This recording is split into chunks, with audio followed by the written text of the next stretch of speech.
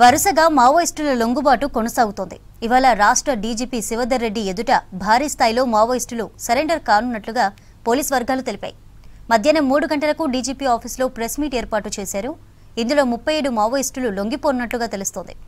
వీరిలో Maoist party కేంద్ర రాష్ట్ర కమిటీల సభ్యులు ఆజాద్, అప్పాసి, నారాయణ, ఎర్రాలు ఉన్నట్లు సమాచారం.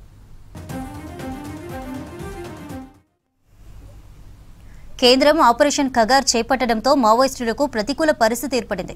మల్లోజుల వేణుగోపాలరావు ఆసన్నలతో పాటు భారీ సంఖ్యలో మావోయిస్టులు లొంగిపోయారు. ఈ మధ్య ఏపీ మారేడుమిల్లిలో వరుసగా 2 ఎన్కౌంటర్స్ జరిగాయి. హిడ్మాతో పాటు ముఖ్య నేతలు చనిపోయారు.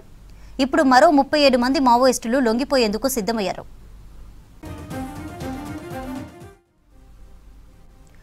మావోయిస్టుల లొంగుబాటుపై మరిన్ని డీటెయిల్స్ అనిల్ లైవ్ ద్వారా అందిస్తారు. అనిల్, ఇవాళ కీలక నేతలెవరూ లొంగిపోతున్నారు?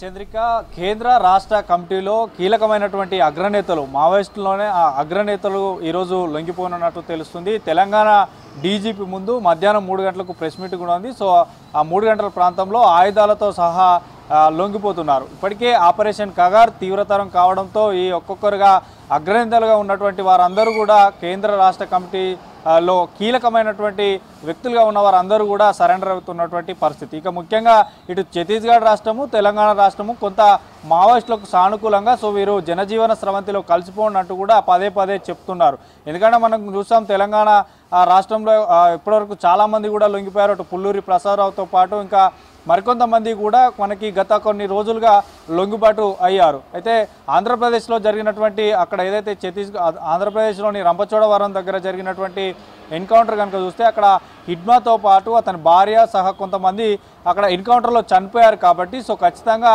ఇక ఆపరేషన్ కగార్ ఇంకా తీవ్రతరం అవుతుందన్నటువంటి క్రమంలో వీరంతా లొంగిపోయినట్టు తెలుస్తుంది. అయితే ఈరోజు దాదాపు 37 మందిగా లొంగిపోనున్నట్లు మనకు ప్రస్తుతం సమాచారం అవుతుంది. అందులో ముఖ్యంగా ఇటు కేంద్ర తర్వాత రాష్ట్ర కమిటీలో కీలకమైనటువంటి సభ్యులుగా ఉన్నటువంటి ముగ్గురు కూడా ఇందులో మనకు చూడొచ్చు. అటు ఆజాద్, అప్పాసి, నారాయణ, తర్వాత ఎర్రాలు ఉన్నట్టు మనకు సమాచారం అవుతుంది. తర్వాత కోయాడ సాంబయ్య కూడా ఉన్నట్లు తెలుస్తుంది. అయితే మధ్యాహ్నం 3 గంటలకు ఇంకా అంటే వీరితో పాటు ఇంకెంతమంది లొంగిపోతున్నారు అనేది కూడా పూర్తి వివరాలు తెలియజేస్తారు. ఇక వీరిపై ఉన్నటువంటి రివార్డును కూడా మీడియా ముందే అందరి ముందే అక్కడ వారికి అందించనున్నారు. ఆయుధాలతో సహా జనజీవన స్రవంతిలో ఈరోజు కలిసిపోతున్నారు. అయితే గత కొన్ని రోజులుగా కూడా తెలంగాణ రాష్ట్రంలో తెలంగాణ పోలీసులు కూడా కొంత సానుకూలంగా ఉండి సో మావోయిస్టులు ఖచ్చితంగా మీరు లొంగిపోండి, అడవిలో ఉండి పోరాడకండి, బయటికి వచ్చేయండి, బయట జనజీవన స్రవంతిలో కలవండి కూడా పదే చెప్తున్నప్పటికీ సో చాలామంది కూడా ఇటు ఛత్తీస్గఢ్ రాష్ట్రం నుంచే కాకుండా ఇతర రాష్ట్రాల నుంచి వారు కూడా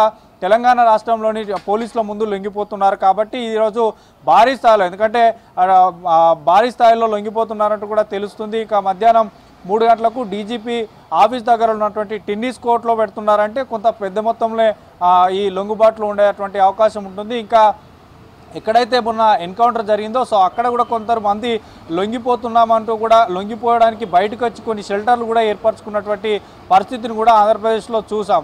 సో అట్లాంటి ఘటనలు మళ్ళీ ఎన్కౌంటర్ ఇంకా ఎక్కడైనా అయ్యి ప్రమాదం అంటే ఎక్కడైనా అయ్యి మరణించే అవకాశం కూడా ఉంటుంది. కాబట్టి సో వీరందరూ కూడా ముందే తెలంగాణ పోలీసులను ఆశ్రయించి, ఎందుకంటే మనం గతంలోనే చూసాం ఈ లొంగిపోయినటువంటి మావోయిస్టులు కూడా ఒక నెంబర్ని ఇచ్చారు. సో మీకు లొంగిపోదలుచుకున్న వారు ఎవరైనా ఉంటే ఈ నెంబర్కి కాంటాక్ట్ అవ్వండి అంటూ కూడా చెప్పారు. కాబట్టి సో చాలామంది కూడా లొంగిపోతున్నటువంటి పరిస్థితి. సో ఈరోజు ఈ కీలకమైనటువంటి 3-4 వ్యక్తులు మావోయిస్టులతో పాటు మరికొంతమంది కేంద్ర రాష్ట్ర కమిటీలో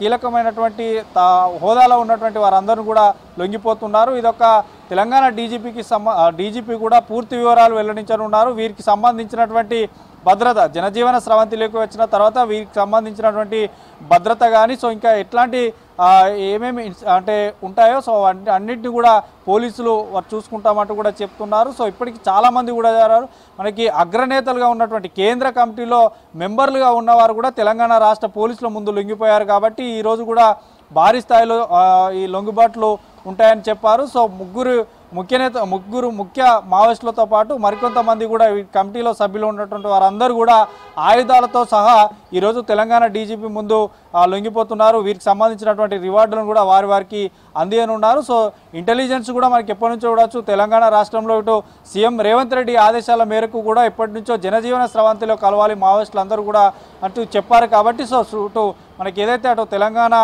రాష్ట్ర సరిహద్దులతో పాటు అటు ఛత్తీస్గఢ్ కానీ ఒరిస్సా ఈ రాష్ట్రాలకు సంబంధించిన ఎవరున్నా కూడా మావోయిస్టులు అందరూ లొంగిపోవాలని చెప్తున్నారు. ఇక మరోవైపు కేంద్ర హోంశాంతి కూడా ఒక డెడ్ లైన్ పెట్టాడు. కాబట్టి ఆపరేషన్ కగర్ తీవ్రతరం రోజు రోజుకు తీవ్రతరం అవుతుంది. కాబట్టి సో ఒక ఎట్టకేలకైతే జనజీవన స్రవంతిలో కలవడానికి వీరందరూ కూడా ముందుకు వస్తున్నారు. సో ఈరోజు మధ్యాహ్నం 3 గంటలకైతే కీలకమైనటువంటి మావోయిస్టులు లొంగిబాటు అవుతున్నారు. చంద్రిక.